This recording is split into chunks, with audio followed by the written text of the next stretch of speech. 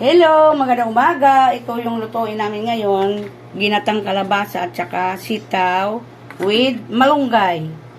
Tapos magpiprito ako ng isda na galunggong. Yan. Ayan yung amin gata. Kakang gata at saka pangalawang gata. Yan po. Hintayin nyo naman may maluto. Yan guys. Iprito natin ang isda.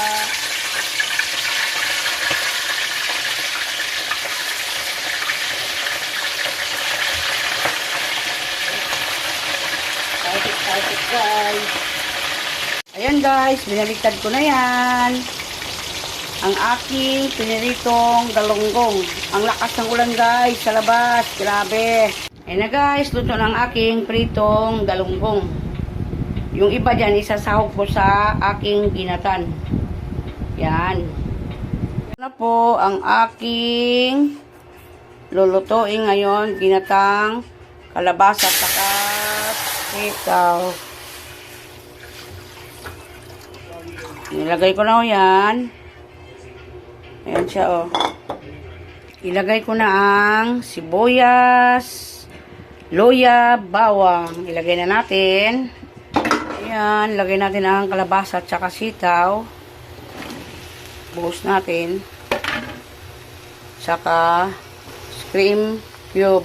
Yan. Kunting asin. Lagay ko yung pritong galunggong, dalawang hiwa lang. Saka kakang gata. Yan. Para pag lumambot yung kalabasa, sama-sama na sila.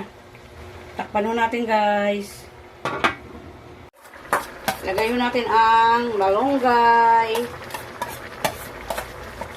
Ang palakas ng katawan ang malunggay. Pag may sipon tayo, kumain tayo ng malunggay palagi. Maganda sa katawan. Yan, lagyan ko ng ano yan, prito. Pritong galunggong, yan. Para masarap. Kumakain lang naman dito, tatlo kami. Yung panganay ko at asawa ko. Ayaw ko lang si Bunso itong kakain ito mamaya. Ganyan lang. Simpleng luto lang yan. Lutong bahay. Kasi naglitson kami kagabi. Mga anak ko nang sawa na sa puro manok palagi. Yan. Ganyan yan. Favorite ni Sis Cabias. Hello, Sis Cabias. Miga chat out. Ayan yung paborito ni Anabila Conijos Canales. Miga chat out, Sis Cabias. Tingnan mo yung favorite na kalabasa.